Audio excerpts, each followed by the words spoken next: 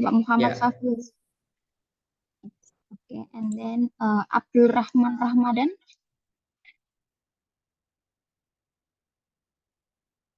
And then Fuji Pratami.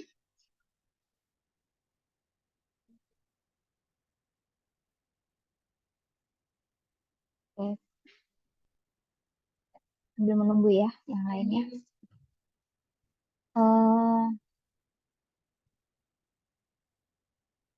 In the parallel part, today they will present about the theme cultural and social impact and education. Before start presentation, I will tell you about the rule of the presentation.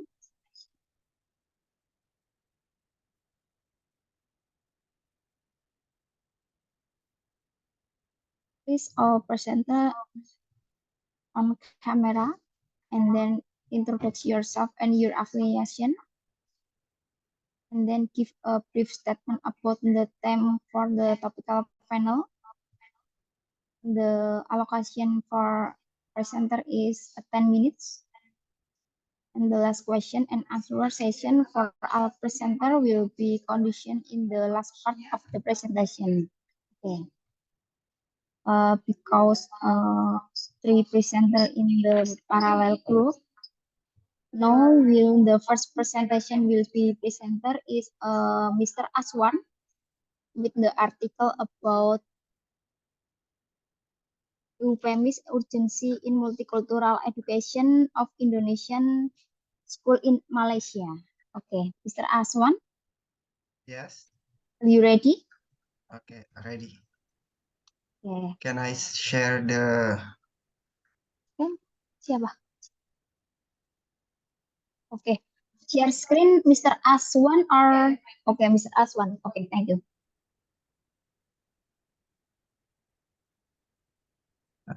Wait.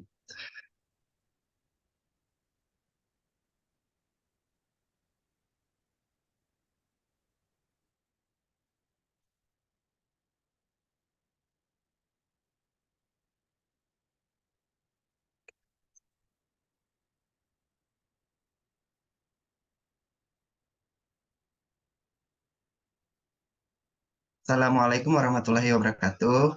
Good afternoon to all presenter here. My name is Aswan. I'm from Universitas Negeri Malang. Today I will present my paper called or entitled is Euphemisms Urgency in Multicultural Educations of Indonesian School in Malaysia. Okay, when we talk about Indonesian school, Indonesian school is not just about in Indonesia, but there is Indonesians in Malaysia, such as Sekolah Indonesia Luar Negeri. Sekolah Indonesia have emerged in Malaysia as a platform to facilitate access to education for children with Indonesian citizens. So I think these issues about Indonesian school in Malaysia, so many aspects we can research, we can take for our topic in research. And when we talk all about Indonesian school in Malaysia, there is a two big school or the main school, Indonesian school in Malaysia. First is Sekolah Indonesia Kuala Lumpur, based in Kuala Lumpur. And secondly, Sekolah Indonesia Kota Kinabalu, it's based in Pulau Borneo.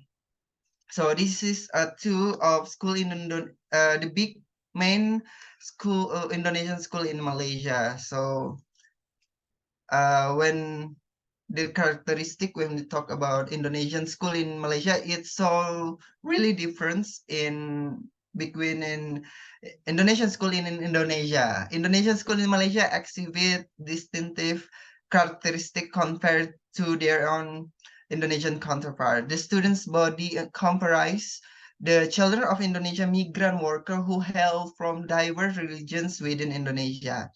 So we can say also a significant proportions of students Indonesian students in Malaysia were born and raised in Malaysia, leading them to acquire substantial social, cultures, linguistic knowledge specific to Malaysia. So the problem is, from what in this study, in my study, is children of Indonesia migrant worker enroll as a students in Indonesian school in Malaysia often grapple with a limited understanding of Indonesian language and culture. So this issue is more important for me because for this study, because Indonesia, as an Indonesian citizens, we should have more knowledge about our identity in Indonesia. So which can facilitate student comprehensions of linguistic culture diversity, thereby preventing conflict in their daily life. So really important to get multicultural education to all children in Malaysia, Indonesian children in Malaysia, to has capability to understanding, international understanding, not about Indonesia, but Malaysia, and also about global perspective. So, and then when we talk about multicultural, there is many perspective on multicultural educations, but from this study, multicultural education present in this paper is revolve around euphemism based in educations.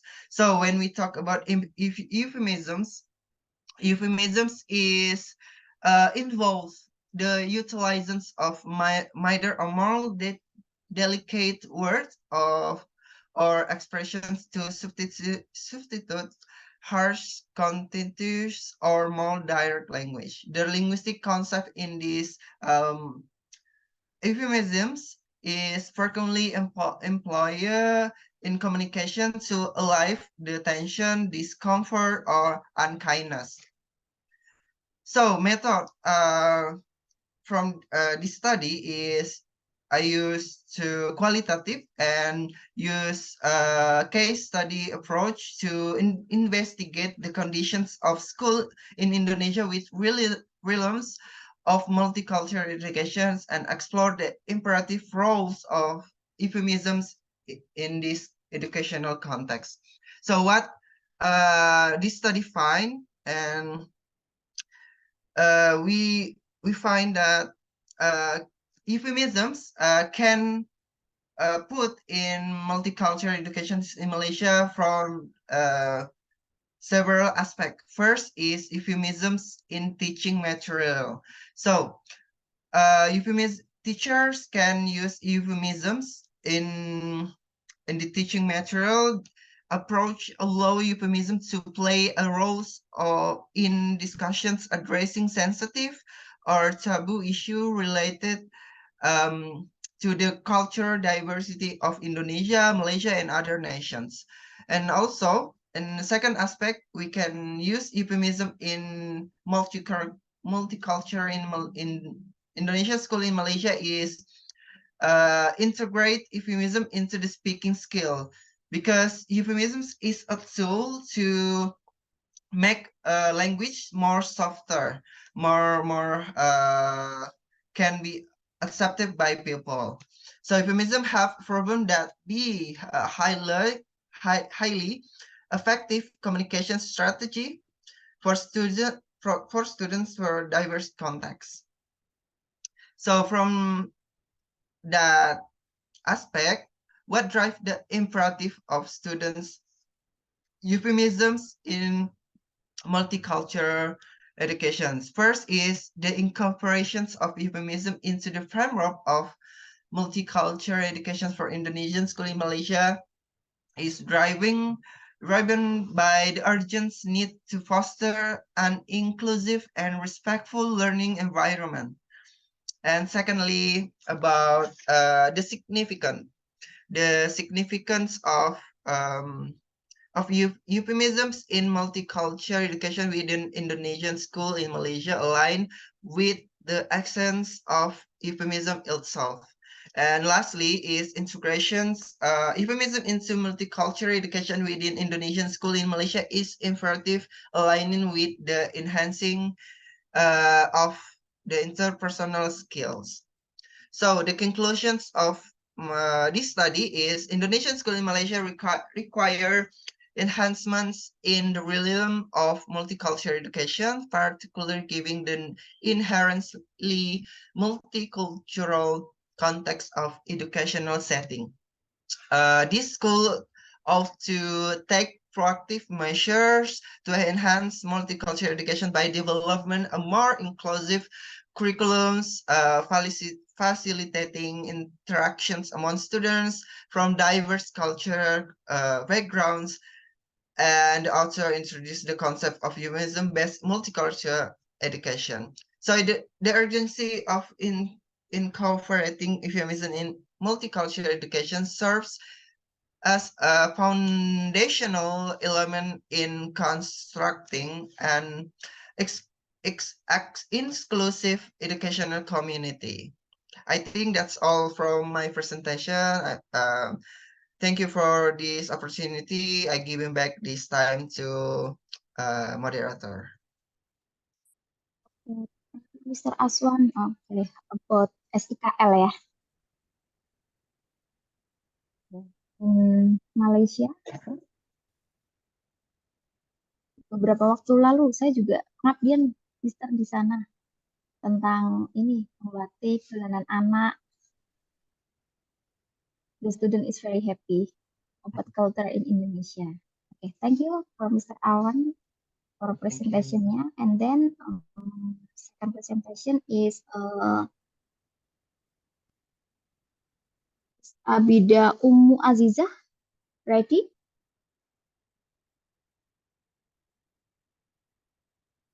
Yes, already. But yesterday I was saying to the committee that I need help for committee for sharing my PPT because I can share here. Okay. Mr. Abida Ummu Azizah with the article about gerontology curriculum in the Aisyah Senior School program in Condong Catur. Yes. Curriculum ya. Time is your, Miss Abida. Can Okay. you share screen? No, I was saying yesterday to the committee for sharing my PPT. Can I get help? Okay, wait.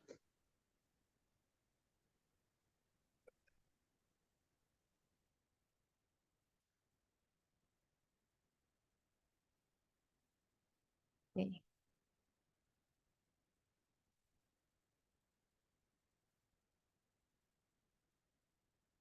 Can I start now? Yes. Okay, ladies and gentlemen, Assalamualaikum warahmatullahi wabarakatuh. Ladies and gentlemen, esteemed colleagues, respected guests, I'm delighted to welcome you to this international conference. My name is Abida Ummu Azizah, and I have the distinct honor of being your presenter today. Our shared passion for gerontology curriculum in the Aisyah Senior School, or we call it by ISS, sorry, we minus O school, double O, has brought us together from various corners to the world, and I'm excited to engage in fruitful discussion that will undoubtedly enrich our knowledge and understanding. So, next slide.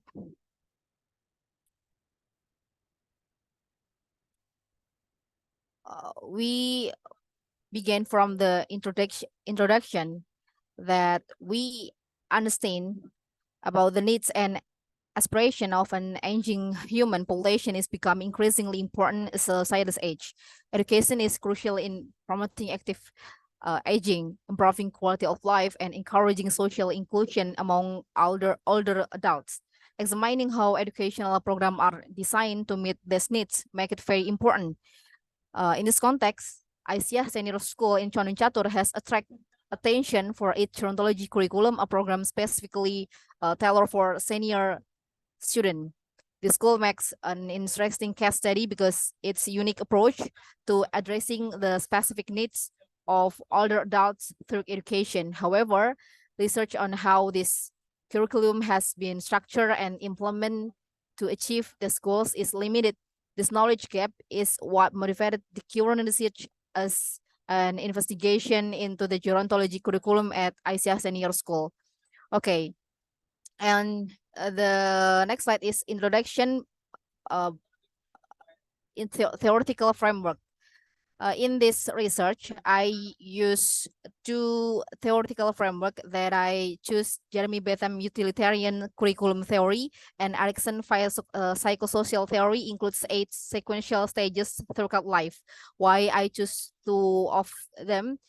Because I have the explanation slide in the next slide, but the conclusion is because there are many theory curriculum that exist in this world, but I see that utilitarian curriculum is the formal curriculum as what I got from the interview from the headmaster in ISS. So the concept of utilitarian curriculum also that has a compatible for that school. And about the theory of psychosocial, because the one of stage in that psychosocial theory claim that older or elderly age must be fulfilled the needs, especially for the encourage and social needs, and also financial and also knowledge. Next.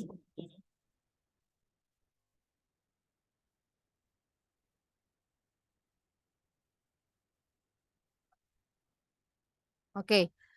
The research purposes for this research is firstly to understand how the gerontology curriculum is implemented at ICIA Senior School in Gunung Catur, and the second is to analyze the implementation of the 8-stage utilitarian and psychosocial curriculum in the gerontology curriculum at ICIA Senior School, and the third is to evaluate the effectiveness of the gerontology curriculum in meeting the needs and challenges of elderly education, and the last is to explore the challenges and obstacles in implementing the gerontology curriculum and how to overcome them.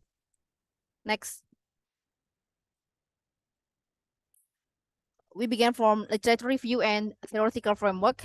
What is gerontology? Gerontology is the study of aging, and the processes associated with it. Aging has become an increasingly important research field in recent decades. And ICIA Senior School is the leadership of ICIA branch, or we call it by PRA or PRA, of Perumnas Cenderawasih Catur in 1979, found that Perumnas Cenderawasih Catur was inhabited by 1,200 heads of families, or we call it by KK, with a percentage of 90% young families and 10% elderly families. But in 2014, the number of older adults increased, including the PRA Perumnas Cenderawasih Catur administrators. Even among the elderly, they dominated, reaching 90%. PRA tries to respond by holding Islamic boarding school for the elderly activities every 6 months. So we use the utilitarian curriculum theory here, looks at the basic thinking system of forming the gerontology curriculum at ICIA Senior School, and the level of life psychosocial theory are used to look at the series of programs that ICIA Senior School has. Next.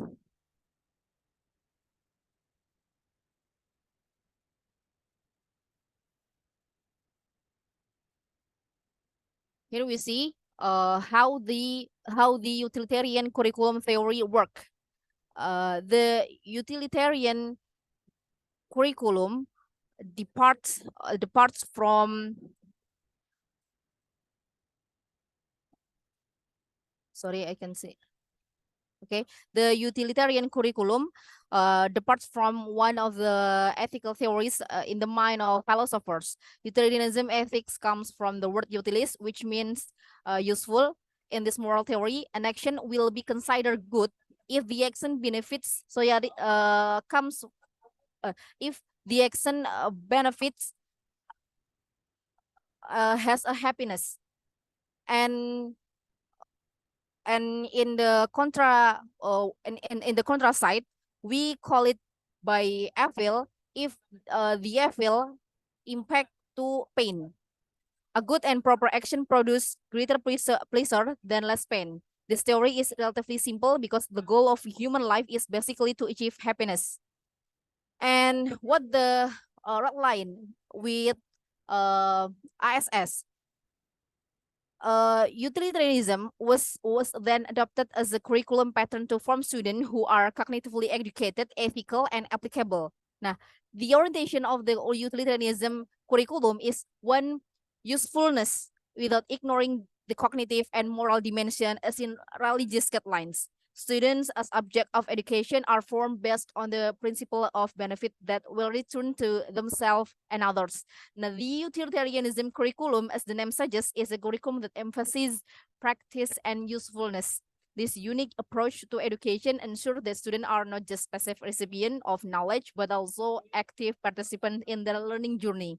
The main aim of this curriculum is to equip students with practical skills and knowledge that they can apply in real-world situations, thereby increasing their employability and competence. So in this curriculum, in gerontology curriculum, students are valued, even required to explore optimally instead of simply absorbing theoretical concepts. They are given ample opportunities to apply theory into practice, solve real-world problems, and learn from their experiences. This practical approach to understanding not only builds their technical skills, but also helps develop critical thinking, problem solving, and decision-making skills, which are essential to their future career and personal growth. And in the educational program organized by ISS, the students are elderly who are directed to remain productive for themselves and others. This program is specifically designed to encourage the active participation of senior in various activities, both physical and mental, which can help them stay energized, healthy, and enthusiastic. In this way, they can not only make good use of their time, but also make a positive contribution to the community around them so that they feel valuable and needed. Apart from that, education at IS is also aimed at helping other people build self-confidence in facing their old age. Through various program and activities, they can learn and develop new skills, interact with others, and overcome multiple challenges they may face. This not only strengthens their self-confidence, but also gives them a new passion and purpose in life, which is essential for their quality of life in the years to come. And next, psychosocial theory, 8 sequential stages throughout life. We see the first is trust versus mistrust, autonomy, and etc. So we go from point H, integrity versus despair, for 65 years and over. In that stage, elderly people or older adult in this stage must face physical and social losses. They lost physical strength and health and lost their job. So their income now depends on pension funds as time goes by. They lose partners, relatives, or friends individually. Erikson realized that older people had to make many physical and social adjustments. Apart from that, Erikson said that this stage is a struggle between ego, integrity, and despair. As the elderly face that, they evaluate what they have done during their lives. In this process, they are confronted with a sense Yes, of Miss. ultimate Yes, hopelessness. Dida. Yeah. Your time is 3 minutes. Okay. Okay. Minus minus how many?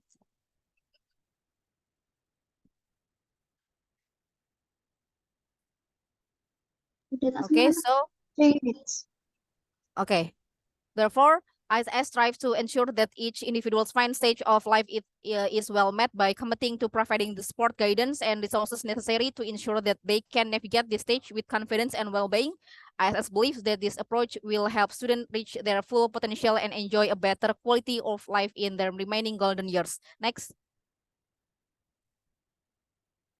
This is my research methodology. I use qualitative and I use in-depth interview, participant observation, document analysis. Next.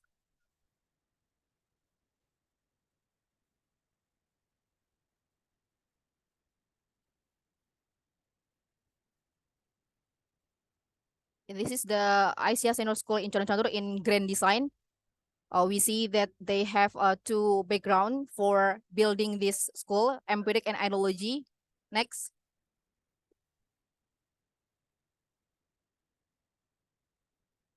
This is the phenomenon analysis with utilitarian curriculum framework. We see the three material that phenomenon analysis with utilitarian curriculum framework existed. First is main material, includes akidah, akhlak, muamalah, elderly health, psychology of elderly. Next. Al-Quran, Al-Hadis, Ibadah, Arabic language, and the second companion material that includes pray, tadarus skills, and next supplementary material that includes lansia, gymnastic, anti-stroke exercise, senam otak, tadabur alam, art. Next. The conclusion is, this is the last slide. The gerontology curriculum is implemented at Asia Senior School in Condong Catur by utilitarian curriculum and psychosocial spirit. The implementation of utilitarian curriculum shows that the ISS curriculum is dominated by practical learning, and psychosocial curriculum in the gerontology curriculum at ISS shows how the ISS gerontological ethos aims to bring the elderly to an advanced civilization, and the effectiveness of the gerontology curriculum obtained from interview with alumni. And the obstacle to implementing ISS are the presence of congenital diseases that recur in the middle of the program, and non-cooperation of the family in contracting the elderly to ISS, and sorry, I can see lack of financial from the government and the organization Muhammadiyah. That's all from me. Thank you. Wassalamualaikum warahmatullahi wabarakatuh. Assalamualaikum warahmatullahi wabarakatuh. Okay, thank you for Miss Umu about the presentation gerontology curriculum ya. Okay, next presentation for the presentation is okay. Mr. Muhammad Hafid Zulfahmi.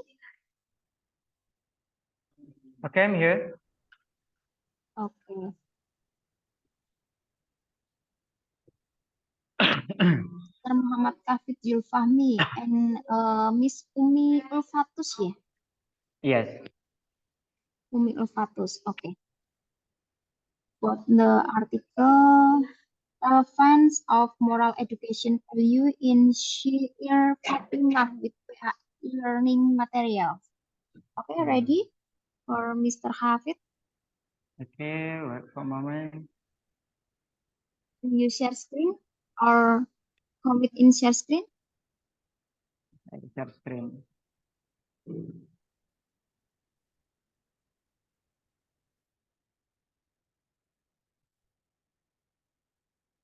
Manager.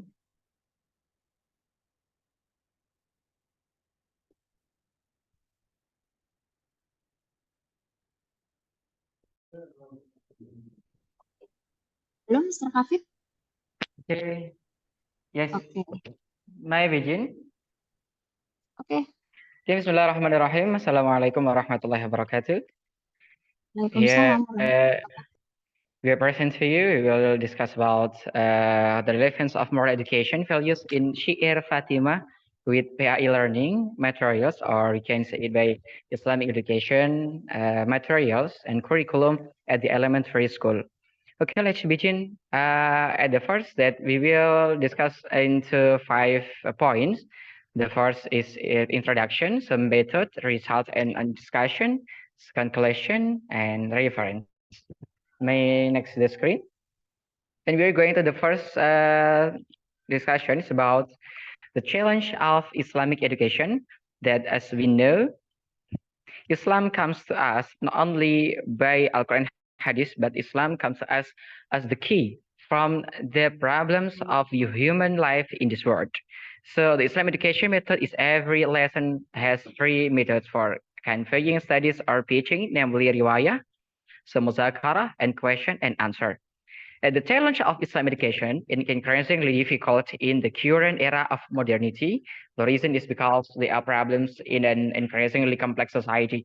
So Islam education has a significant role in building a transformation of social values in people's life. For that, Islamic education today is considered capable of bringing about social change. Meanwhile, the government has the task of directly developing and supervising the continuity of education system, such as creating the curriculum as a strategy to improve the quality of intellect and capacity or skill, we say, as well as an effort to form virtuous humans. So we are coming here, we will give an other lessons from the education of Islam from the Shi'ir of Fatimah. Let's continue. Next screen. So our method in this theme, in this discussion, we use the qualitative research with the type of library research is carried out by collecting first literature that relates to the topic of discussion.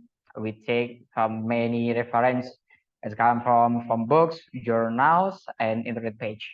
So especially we take from a copy of Kiai Nur Hamid, the book and the title Shi'ir Fatimah. Meanwhile, secondary data research or literature research relate to moral education and learning material. The data collection method use documentation, namely a method of collecting data regarding things in the forms of notes, book, or similar.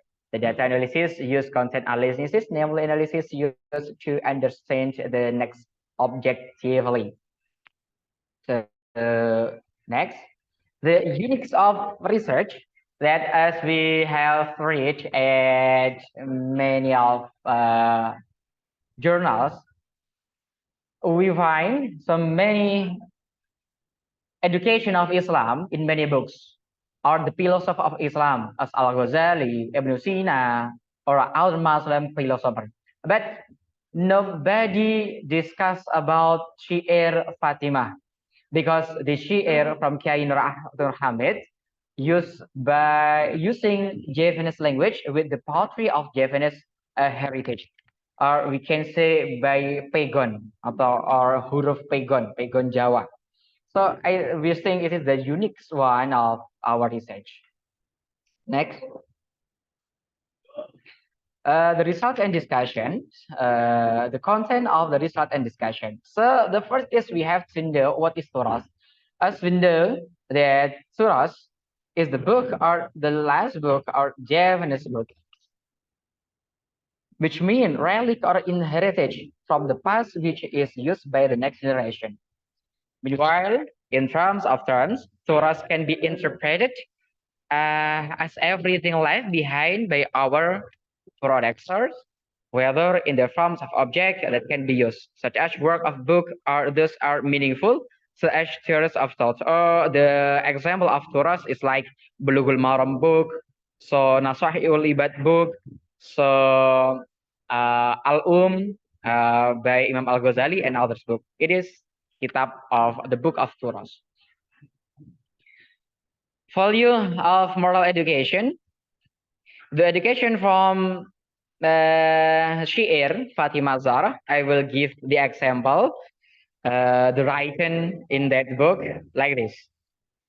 Kawitan nulis mudune Jumat ing panuren supados genah, kang nuren iki ndak bisa ngarang ingkang dendur asaling leyang. Kiai Nur Hamid ingkang kagungan ing Mojosari Kampung Kauman, titalaran ing leluhur kitab asale dan pek maknan. Saben-saben nulis bakdane ngaji pamrih nulisnya supaya titi karena anutur putra jeng Nabi Siti Fatimah garwane Ali. That is the example from the content of Syair Fatimah Zahra, but written at Javanese Pagan or Javanese language. So the result, the importance of this discussion, the first is about the role of mark cannot be replaced by various levels of society and social stratification, which views personal and individual education. Talking about morals certainly cannot be spared from the components of Aqidah, where these two components always work together to form human morality. That Aqidah and our culture, so our attitude, it's work together for our life. So next. The values of moral education divide into 3 points. The first is self dimension, so social dimension, and the last metaphysical dimension. It's by Ghazali's perspective. Self dimension inform us how our contribute ourselves with other person in behind or beside us. The second is the social dimension, namely government, society, or interaction with other people, from us to other people. And metaphysical, it is ethical and religious aspect, as praying, so other ritual for our God. Okay, next. And the value of moral education in Syir Fatima, the first is moral education toward Allah, so moral education for parents, and moral education towards others. The special of this shi'ir that every part or every education, it contains with story of Fatima Zahra and Ali bin Abi Talib for his heart and the life before their marriage. Also like this, I will read one point of text. That Javanese language or using Pagon. This. Lamun jeung Tuan Nabi Muhammad kersa nampa pangmalaran ambian purun amasuk Islam, Kangjeng Nabi lamun dan tampi yukti sedaya purun arep menerangi. These points it's come from the text of Syair Fatimah Zahra, inform us how the Ali always ask the what we say that advice from his father. It is Nabi, or not his father, his parents. Here is Nabi Muhammad SAW. But how is the best of way that Ali bin Abi Talib has to take, has to eliminate like this. So continue the next chapter. The moral education to Allah. The best point of this moral is moral education to Allah, or education towards Allah. It is like this book. It is explained that while Sayyidina Ali bin Abi Talib wanted to propose to Fatima, he went to the mosque to perform his prayer. Ali bin Abi Talib begged and prayed to Allah for his wish. Imam An-Nawawi in Nasuhul Ibad explained that prayer is worship. We should pray to Allah to become close believers, because someone who doesn't ask and pray to Allah is considered at best. And by asking to Allah, we will find the easier in our way or our work after that. So continue. And all the education of Islam in the Syair Fatimah is Zuhud and Qana'ah. We can take the one point or one education of Zuhud as Fatimah, Sayyidatina Fatimah Qana'ah and Zuhud attitude, shown by rejecting worldly glitter, even though Allah has provided a dowry in the form of jewelry from. We say it even. Starting from gold, diamonds, dirham, Sayyidatina Fatimah refused it and breathed another dowry. He made a request to be able to incarnate for woman in the afterlife. So the Qana'ah attitude prioritizes faith in the afterlife compared to worldly ones, because in the words of the Prophet ﷺ, it has been explained that the world is a paradise for unbelievers and a person of believer. So the sending of prophets to his word was nothing more than the guide their people to always prioritize the afterlife by Imam Al-Ghazali. So the next is the moral education toward parents, because the education of moral is not to our God only, but the most important other is moral education toward parents.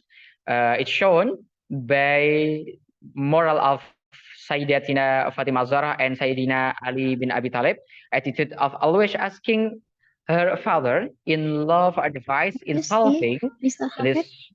Yes. your time is 2 minutes. Okay. We continue to the next.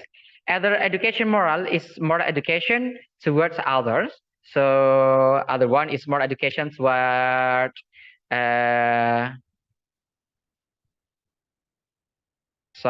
toward parents, toward others. So education moral with what is the relate of this education with PAI learning materials. The value of moral education is a form of praying to Allah. Asceticism and Kana'ah, as well as being generous and honest, have relevance to PAI learning materials at elementary school levels. This is in accordance with the teaching materials available in the odd semester of the 2023 and 2024 academic year. Generous and honest attitude is relevant to classroom material and the elementary school level. The material contained in the independent curriculum teaching materials discuss commendable behavior including love to others, empathy, speaking softly, and being honest. So what the big of relevation from the text of Syair Fatimah and education, education material, I mean, in the elementary school, it is shown at the conclusion. At the conclusion, sorry, the text, okay. At elementary school of class 2, class and class 4, discuss about Asmaul Husna, Al-Ahad, Al-Wahhab. So explanation about the main contents of Surah Al-Ma'un, sharing wisdom and material on commendable behavior.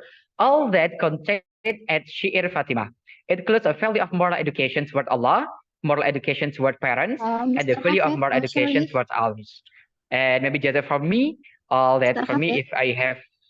if I have mistake, I say sorry. And the last, Assalamualaikum warahmatullahi wabarakatuh.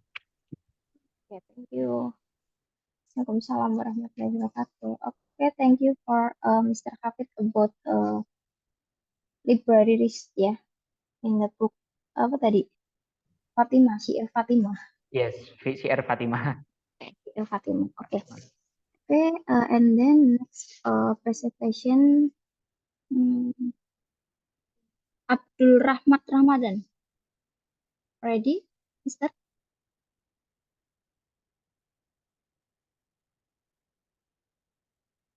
Abdul Rahman Ramadan, Mr. Abdul.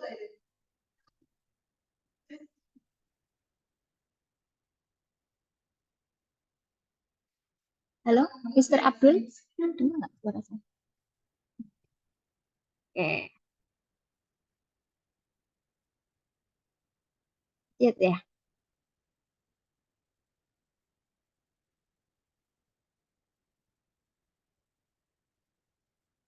Oke, Mr. Rifai.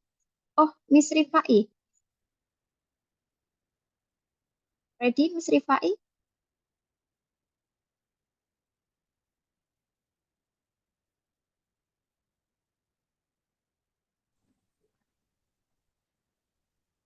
Iya, Oke, Miss baik Rifai. Ibu. Iya, Okay, about the article, artificial intelligence artificial and intelligence, opportunity and collective success in Islamic education. Ready, Oke. Miss Rifai? Oke, pakai bahasa Indonesia, Bun. Ya, monggo. Oke.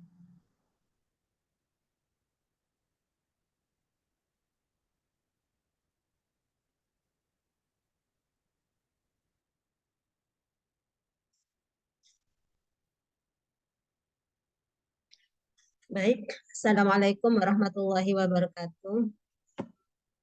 Waalaikumsalam warahmatullahi wabarakatuh. Yang kami hormati moderator, host, serta teman-teman yang hadir di Zoom kali ini.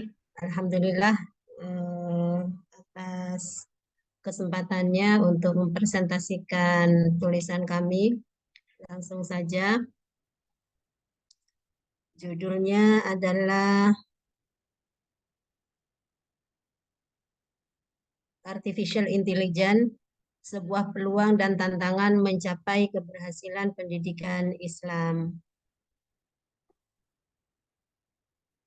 Baik, introduction yang melatar belakangi tulisan ini adalah di mana bahwa Islam mengajarkan umatnya untuk menuntut ilmu yang setinggi-tingginya, tak terbatas oleh ruang dan waktu. Ini mengingat wahyu yang turun kepada Nabi Muhammad adalah Iqra. Itu menunjukkan bahwa anjuran dan kewajiban belajar untuk setiap muslim selama manusia itu masih hidup, maka kewajiban belajar menuntut ilmu yang setinggi-tingginya merupakan kewajiban bagi dia.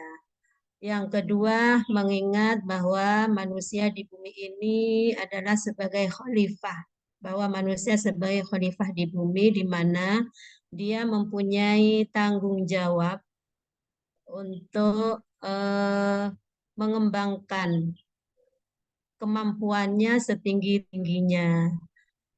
Dan mengingat setiap sebagai orang Islam dia juga punya tanggung jawab bagaimana mewujudkan Islam rahmatan lil alamin menuju baldatun thayyibatun wa rabbun ghafur.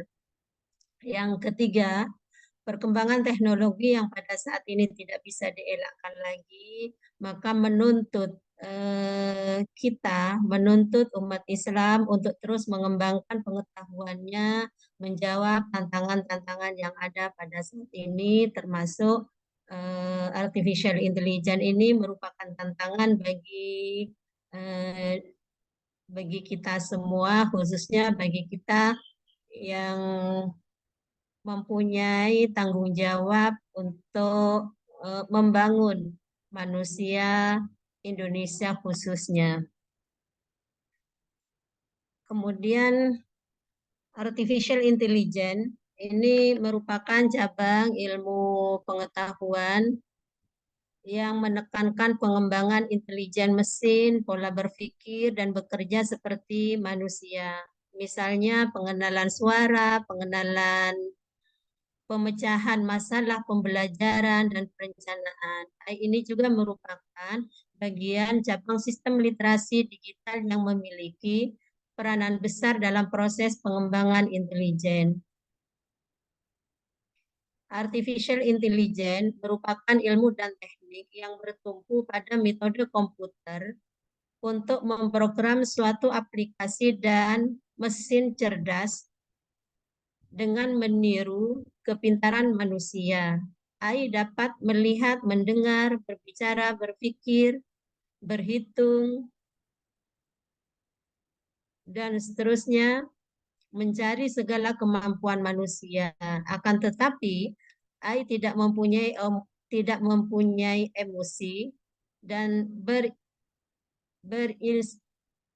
berintuisi, berkreasi, dan lain-lain yang begitu subjektif. Artinya AI walaupun memiliki kecerdasan lebih dari kecerdasan manusia, lebih tinggi dari kecerdasan manusia, akan tetapi AI ini masih dikendalikan oleh manusia karena AI ini merupakan ciptaan manusia juga yang kerjanya lebih cepat dari kerjanya manusia. Tujuan AI diharapkan akan digunakan untuk membuat perangkat lunak atau robot yang dapat membantu aktivitas rutin manusia. AI diharapkan dapat membuat mesin lebih pintar dari sebelumnya. Berikutnya, AI juga diharapkan dapat benar-benar membantu dalam memecahkan masalah yang kompleks, seperti melalui pengembangan kalkulator, pintar berhitung cepat, dan sebagainya. Berikutnya, artificial intelligence sebagai peluang bagi pendidikan. Yang pertama, AI sebagai media dalam pembelajaran. Yang kedua, membantu penguatan infrastruktur dan teknologi. Yang ketiga, memudahkan penyusunan kurikulum literasi digital yang tepat. Yang keempat, memudahkan pengembangan metode pembelajaran yang kreatif dan inovatif. Jadi AI sangat membantu proses pembelajaran atau proses pendidikan di mana AI ini lebih menghemat waktu dan tenaga. Kalau dulu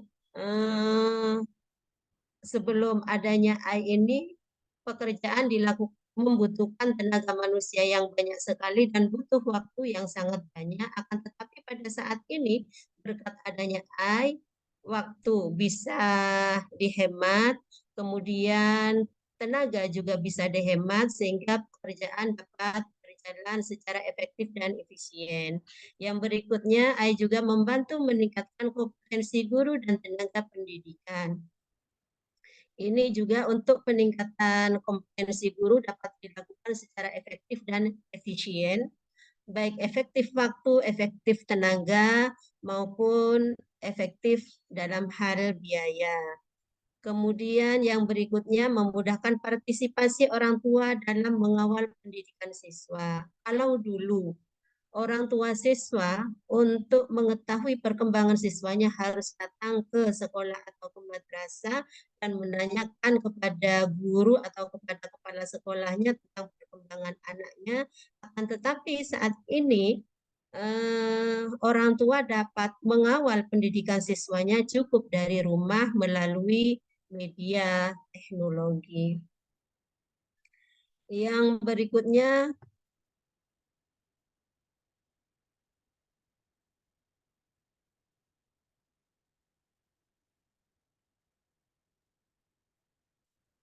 fungsi artificial intelligence yang pertama sebagai mentor virtual. Ini lebih berguna daripada instruksi kelas biasa. Ketersediaan mentor virtual membuat kontak menjadi lebih efisien dari sudut pandang manajerial dan keuangan. Yang kedua, AI berfungsi sebagai voice assistant, yaitu mempercepat pencarian siswa terhadap materi-materi tambahan di dalam kelas, juga memungkinkan siswa mendapatkan informasi dan transparan serta akurat. Yang ketiga, AI berfungsi sebagai smart content, menyediakan bahan bacaan terbaru dari buku-buku yang baru dirilis, serta mencari informasi sesuai dengan kebutuhan pembelajaran yang tercakup di dalam bidang pendidikan. Ini juga sangat efisien bagi para pelajar, baik siswa maupun mahasiswa, mencari literatur lebih mudah.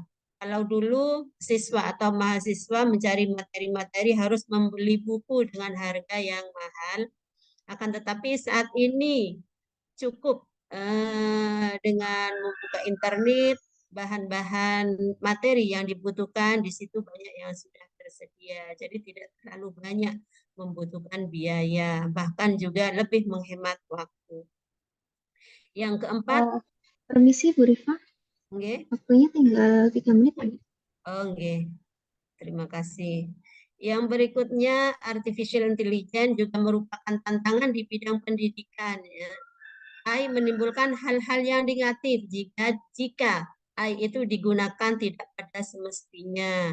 Kemudian kondisi pendidikan saat ini belum siap dengan AI karena SDM yang terbatas. Berikutnya, pendidikan Islam menjawab perkembangan AI melalui artificial intelligence dapat meningkatkan kualitas penyelenggaraan pendidikan jika AI ini digunakan dengan sebaik-baiknya. AI juga bisa membekali peserta didik dengan keilmuan yang mencukupi. Lembaga pendidikan dapat memperbaiki manajemen pendidikannya sesuai dengan perkembangan waktu, baik dari sisi kurikulum maupun SDM yang ada di lembaganya. Pendidikan Islam hendaknya melakukan berbagai inovasi dalam rangka membentuk manusia yang siap menjawab tantangan global dengan membekali ilmu pengetahuan yang mumpuni. Yang kelima, menguatkan peserta didik dengan nilai-nilai keagamaan yang kuat, sehingga ia dapat mengambil manfaat dari AI sesuai dengan porsinya dan dapat menghindari hal-hal yang negatif. Kemudian juga yang terpenting ini adalah bimbingan dan teladan dari guru sangat diperlukan untuk menghindari dampak dari AI terhadap hal-hal yang negatif. Demikian, terima kasih. Assalamualaikum warahmatullahi wabarakatuh. Waalaikumsalam warahmatullahi wabarakatuh. Terima kasih Ibu Rika. Oke, Ya, sama-sama.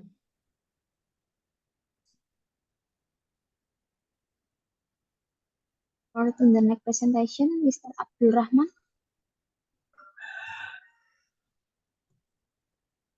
Yes, I'm here, but let me present my paper with in bahasa. Mr. Abdul Rahman. Can you share screen? Yes, I can. From me?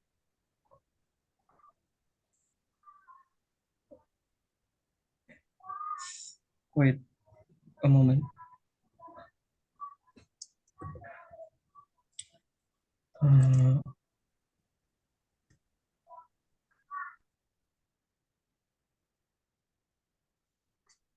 Yes. Can I start? Wait. Okay. Okay.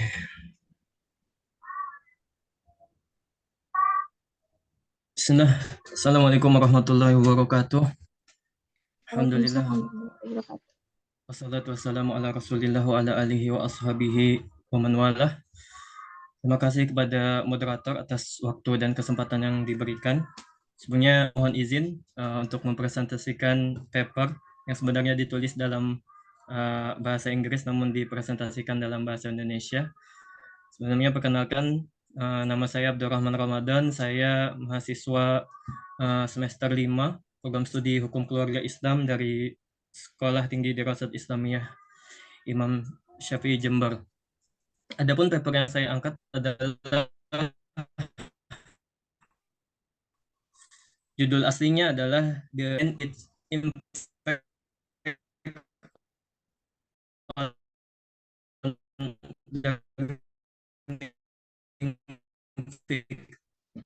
Challenge and Opportunities. Paper ini sedikit mengkerucut kepada chatbotnya dan juga dalam pembelajaran topik. Masuk kepada pendahuluan. Di mana agama Islam itu hukum Islam, bahwa umat Islam memandang ilmu fikih sebagai ekspresi fikih juga telah mewakili hukum dan bentuk cita-cita sebagai respon atau refleksi kenyataan secara realistis.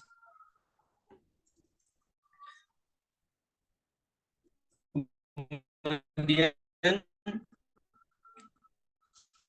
kita juga tahu bahwa dalam beberapa tahun terakhir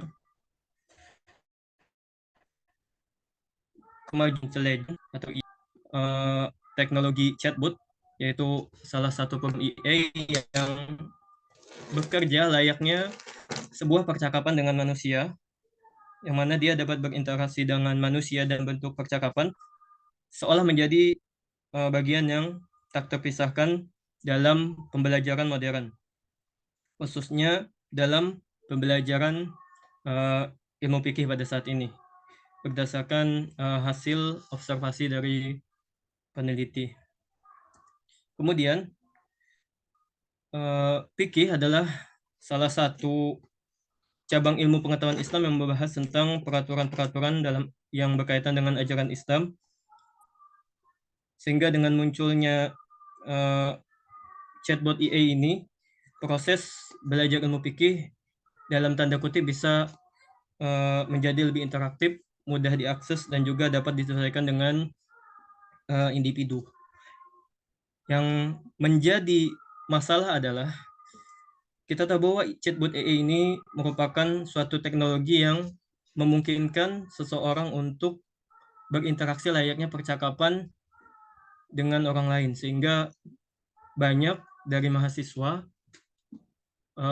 menanyakan masalah-masalah fikih dalam kepada aplikasi chatbot tersebut, baik ChatGPT, Bing EA, Google Bard, dan segala macam. Padahal kita tahu bahwa dalam ajaran Islam, ketika kita tidak mengetahui sesuatu, maka kita diperintahkan untuk bertanya kepada ahlinya. Allah berfirman dalam surat An-Nahl ayat 43, Fas'alu ahla dzikri in kuntum la ta'lamun. Maka bertanyalah kepada ahlinya jika kamu tidak mengetahui sesuatu. Masuk kepada material and method, penelitian ini adalah penelitian kualitatif yang mana menggunakan dua sumber data primer dan sekunder. Adapun sumber data primer didapatkan dari observasi yang dilakukan terhadap mahasiswa dan juga dosen dari 3 universitas, yaitu dari 3 perguruan tinggi, yaitu Sekolah Tinggi Dirasat Islamiyah Imam Syafi'i Jember, kemudian ada Safwa University atau Universitas Safwa Mesir, dan juga International Quran University Gambia. Kemudian untuk data sekunder, peneliti menggunakan teknik pengumpulan data literatur review yang berkaitan dengan artificial intelligence dan pembelajaran ilmu fikih. Ada 4 poin pembahasan dalam paper ini.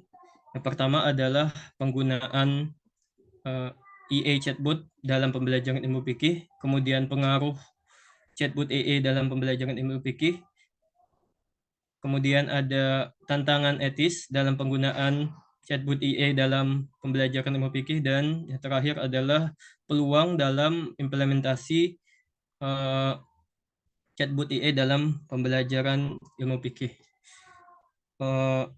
Masuk kepada pembahasan pertama, yaitu penggunaan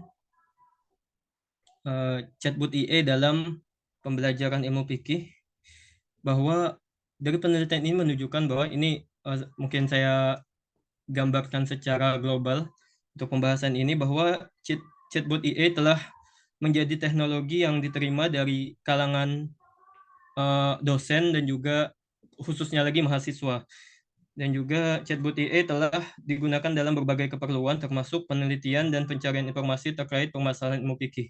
Meskipun terkadang terdapat kesalahan dalam jawaban yang muncul ketika kita menanyakan perkara fikih kepada chatbot, pengguna chatbot merasa bahwa teknologi ini akan memberikan dampak positif terhadap pembelajaran ilmu fikih di era modern.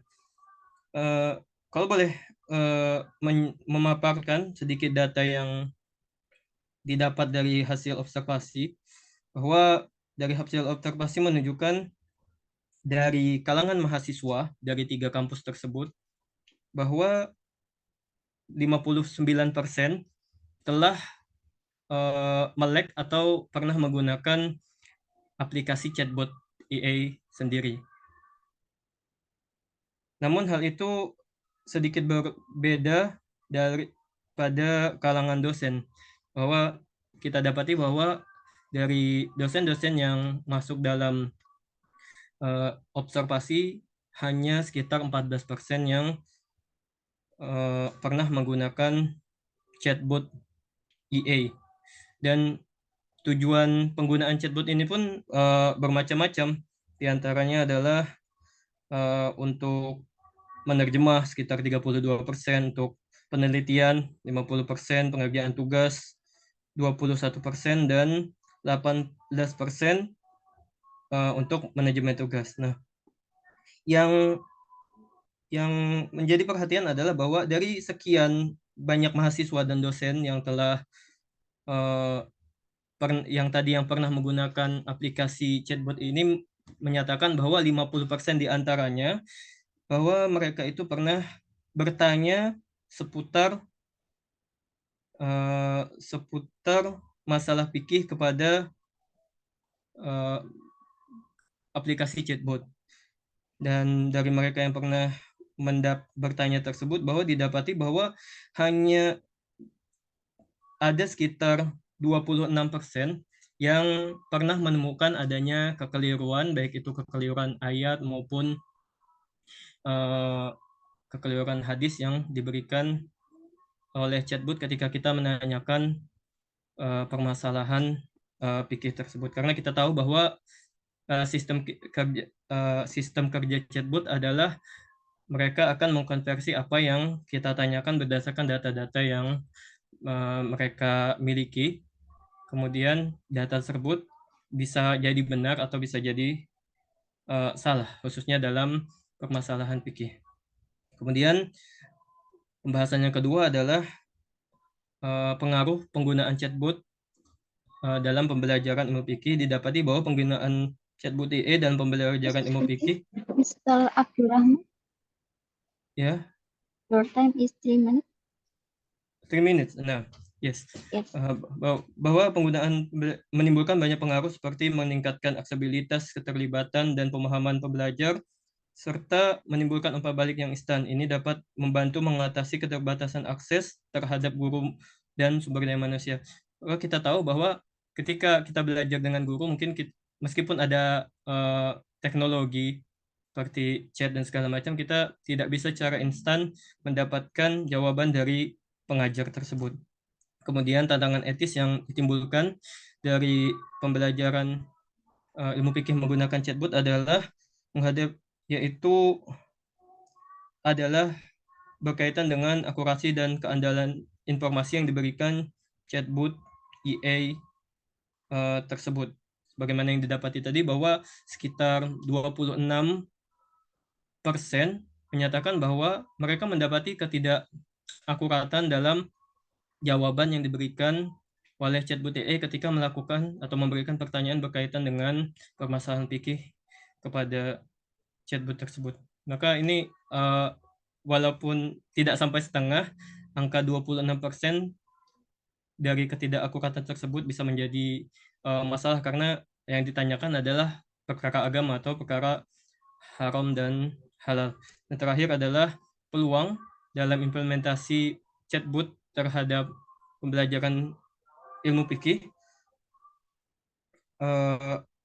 Peluangnya adalah memperluas akses pembelajaran fikih, dapat meningkatkan keterlibatan mahasiswa dan memberikan pengalaman belajar yang lebih personal. Ya, kita tahu tadi bahwa ketika ada chatbot, seorang mahasiswa dapat secara instan dapat bertanya masalah fikih layaknya bercakap-cakap dengan chat, bahkan lebih cepat. Kalau kita chat dengan orang lain mungkin menunggu waktu 1, 2, 3 menit. Kalau menggunakan chatbot itu bisa lebih cepat.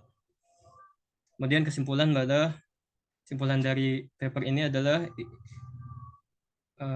chatbot telah menjadi teknologi yang diterima di kalangan dosen dan juga mahasiswa, dan juga penggunaan chatbot dapat dalam pembelajaran fikih memiliki banyak efek seperti meningkatkan aksesibilitas, keterlibatan, dan pemahaman peserta didik, serta memberikan umpan balik secara instan. Dan dalam implementasinya, dalam pembelajaran ilmu fikih, chatbot IE dapat memberikan peluang untuk memperluas akses pembelajaran ilmu fikih. Namun penggunaan IE chatbot untuk pembelajaran fikih menghadapi sejumlah tantangan etika yang perlu diperhatikan. Mungkin itu dari saya. Mohon maaf apabila mungkin terlalu panjang. Saya kembalikan kepada moderator. Assalamualaikum warahmatullahi wabarakatuh. Waalaikumsalam warahmatullahi wabarakatuh. Okay, thank you, Mr. Abdurrahman, about chatbot, ya. Okay, next for presentation, Mr. Wasik Yasar.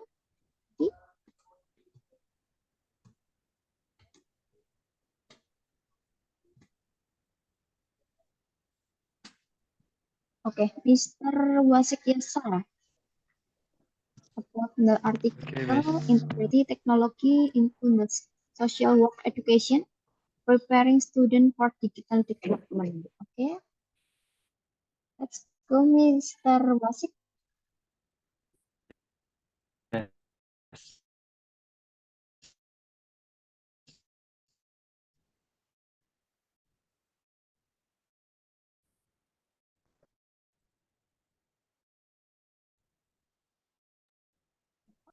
Mr. Wasik. Miss Hani Puspita.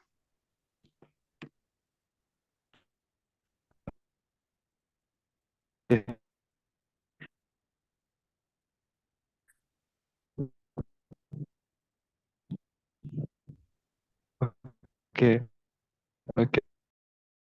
Could you hear me?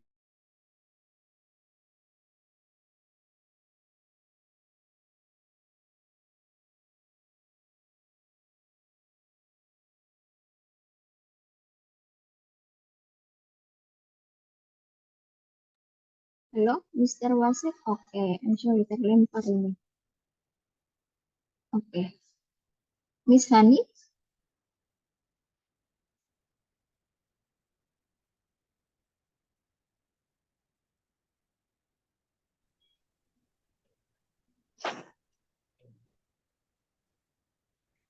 Oke, Miss Hani. Or Mr. Wasik.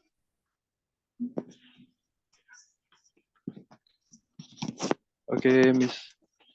Pardon, sorry for mistake our technique. Okay, thank you. The moderator has been giving me a chance to explain our research. For the first, I wanna introduce ourselves first. For the first, my name is Suhat Sikiasar. I'm a practice. I'm the professional practitioner, and beside me, this is my wife. This is Hani Puspita Dewi. She is Hani Puspita Dewi. Actually, I'm not the academic staff, but my wife is the academic staff. Okay. Maybe we can call her as like docent. Okay. We will explain our research. We will share our research by the title Integrating Technology to the Social Work Education, Preparing Students for Digital Development. Why we wrote this research? Because actually we both the fresh graduate for social work education. So we hope that the social education study program has the development in the modern era. For the introduction,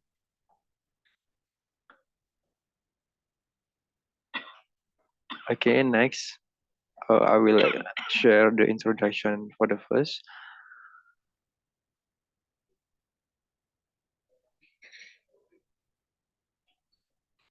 Sorry, Miss. Could you hear me? Okay, thank you.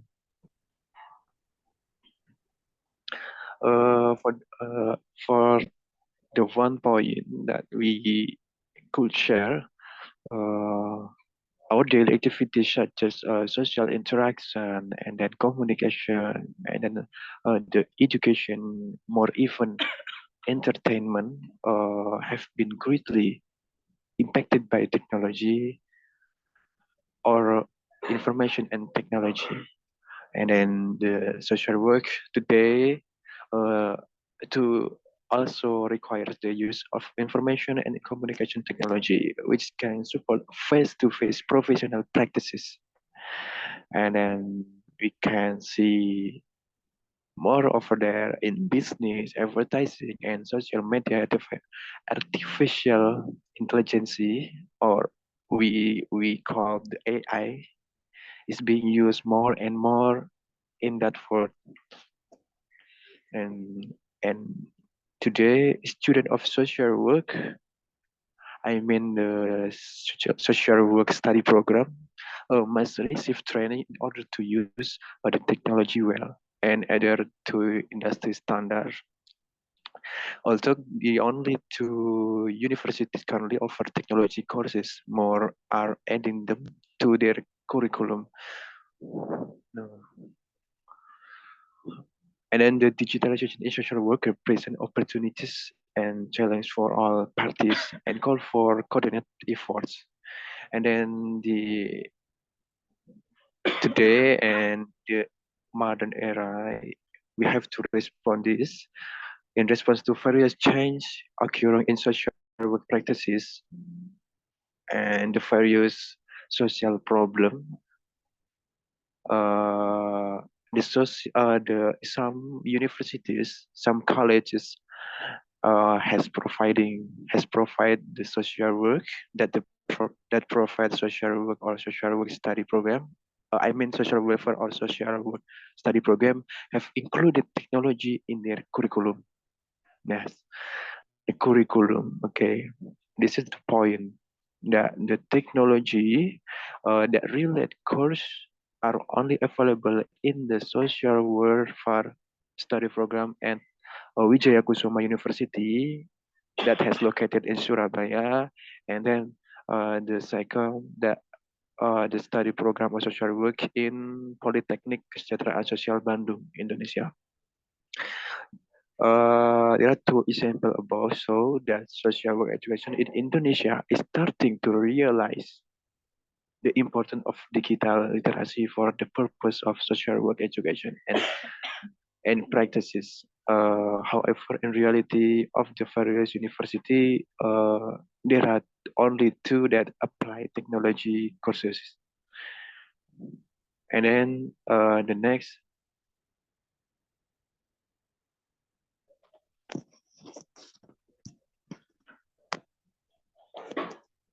Okay.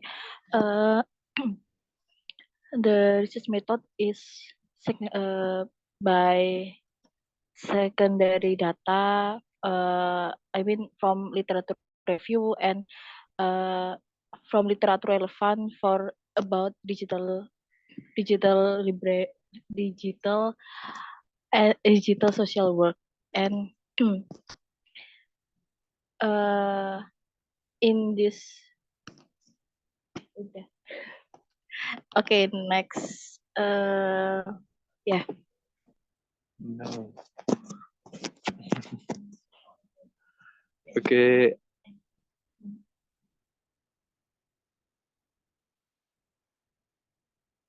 Sorry.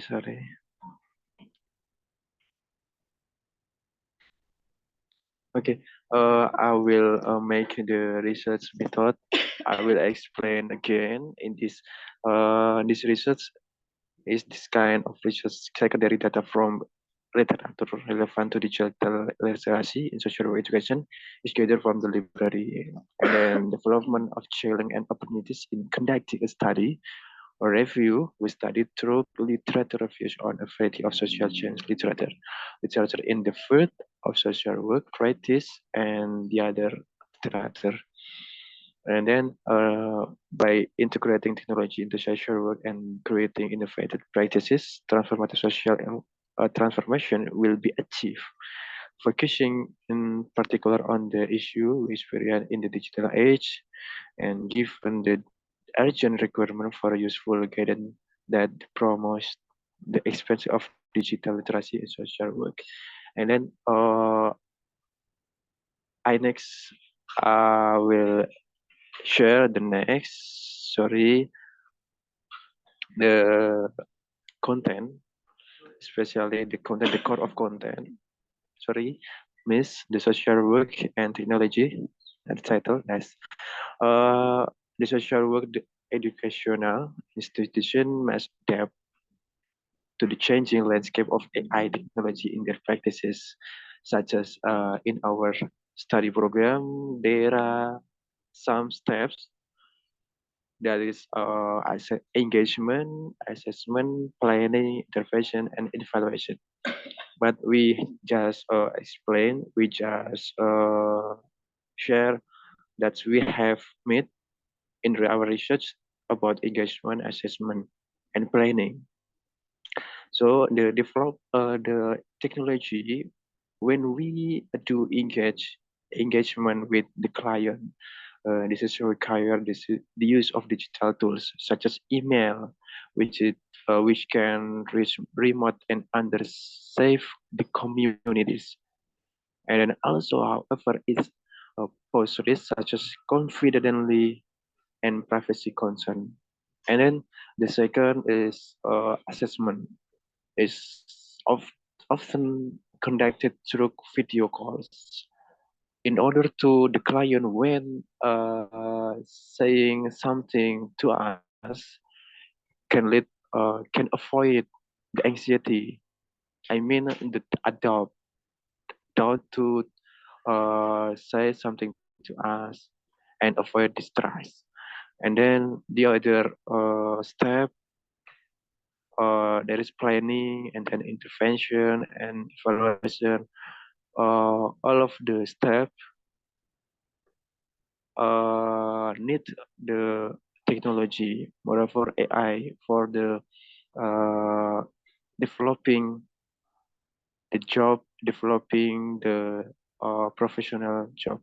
And then the other to say contoh. And then the other activities, there are the fundraising I'm activities. sorry, Mister. Your time is 3 minutes. Okay, sorry. Okay, the next.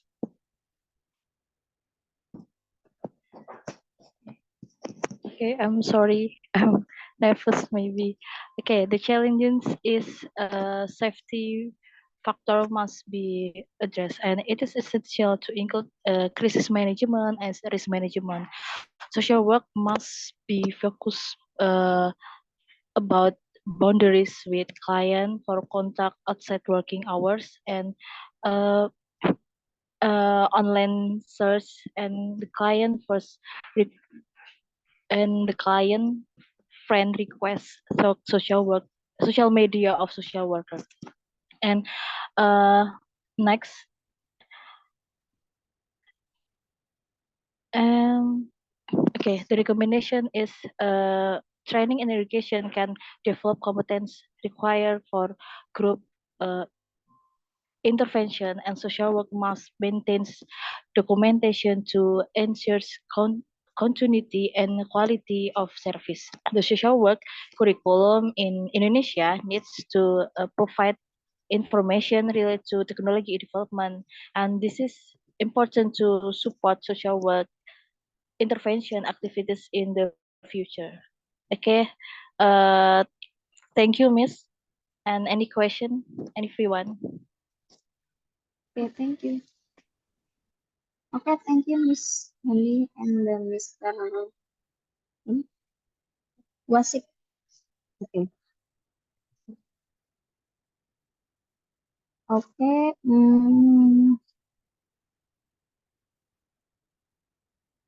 Ibu nggak ada nih. Ibu udah nggak ada ya.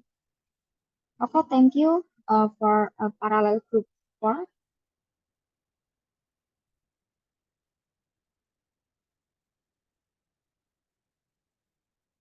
Now we will move to question and answer session. If you want to ask question, please raise hand or say your name. Kita ke sesi tanya jawab Bapak Ibu. Mungkin jika ada yang ingin ditanyakan ke para peneliti, boleh saling sharing. Kami beri waktu.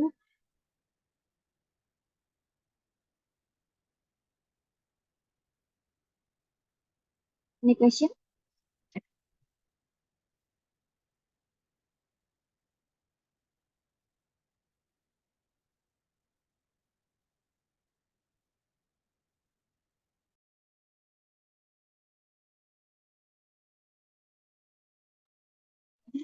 Oke. Oke, tidak ada yang tanya ini Bapak Ibu semua. The question from the participant or from the committee? Mrs. Yes, Mr. Kafet. The question from the participants to other participants or from committee? Oh, for participant. Pak Kafit mau tanya ke Bu Rifai boleh nih. Atau ke Abu Abidah, nggak apa-apa. Pengen tahu nih tadi kurikulumnya kayak gimana.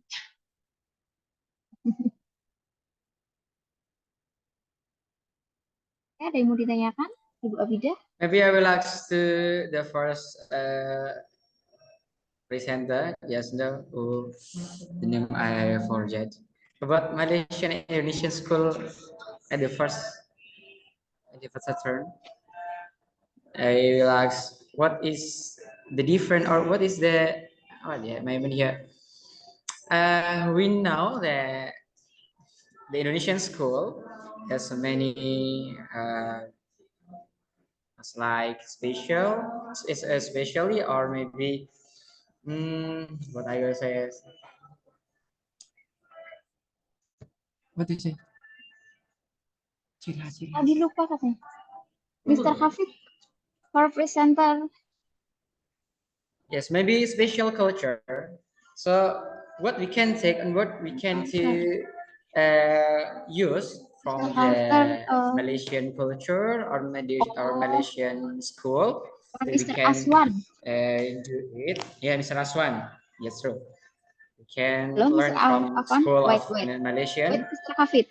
We can do it Indonesian. Yes. Mr. Aswan. Halo. Sepertinya tidak ada di tempat ini.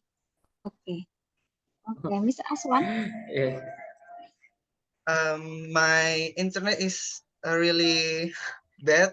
I don't heard the question. Can repeat again? Oke. Yes, sir. Thank you very Diulangi, much. Mr. Hafid. Like this, let's see what you have delivered to us about the curriculum at Malaysia and Indonesian or the Indonesian school at Malaysia. So after that, there is always the culture from Malaysia and Indonesian, maybe variation or maybe combination about two cultures to be one culture. So what can what we can take from the Malaysian culture or maybe curriculum of Malaysian that we can to practice it in Indonesian school. Okay. Okay, I get the questions.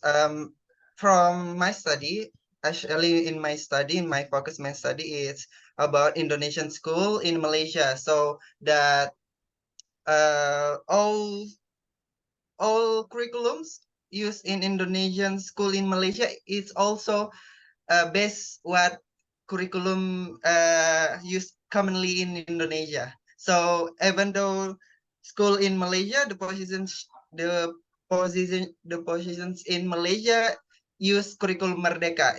Recently use curriculum Merdeka, but maybe this is the questions out of my research, but I can answer what maybe Malaysia culture or Malaysian curriculum, Malaysian aspect we can learn in Indonesia. So I think the good things in Malaysia curriculums or Malaysian aspect we can learn is about critical thinking. So this school in Malaysia use critical thinking start from the class SD.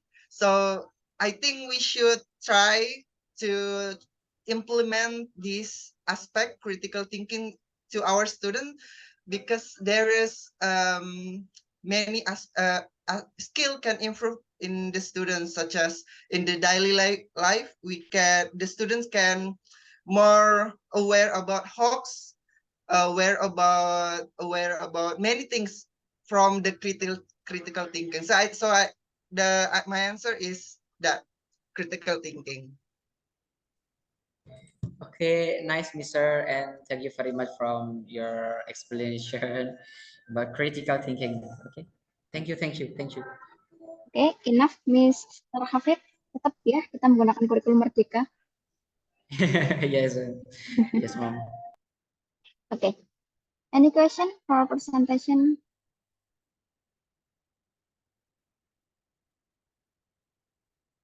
Kita buka berapa pertanyaan? Cukup ya. Oke, ada pertanyaan lagi Bapak Ibu?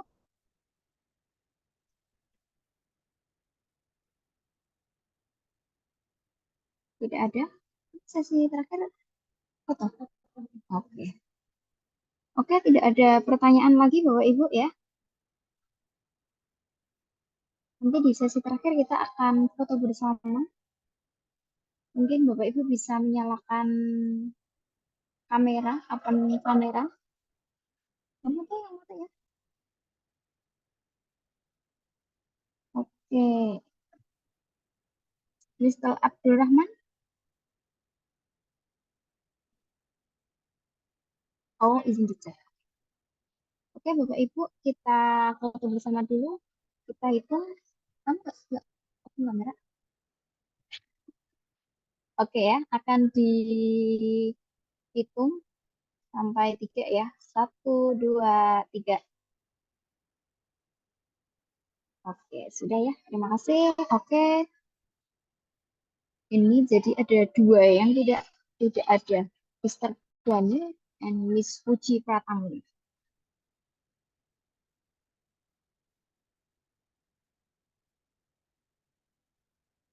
Finally ya, Bapak Ibu, ladies and gentlemen, now we have reached the end this presentation. I would like to say thank you to all the presenter for the great presentation on the audience, for the active participant. Thank you. For all participants, mari kita akhiri dengan baca hamdalah. Alhamdulillahirrahmanirrahim. Alhamdulillahirrahmanirrahim. Thank you for your attention and have a good day. Assalamualaikum warahmatullahi wabarakatuh. Waalaikumsalam warahmatullahi wabarakatuh. Nice to meet you. Thank you. Sayonara. Sayonara.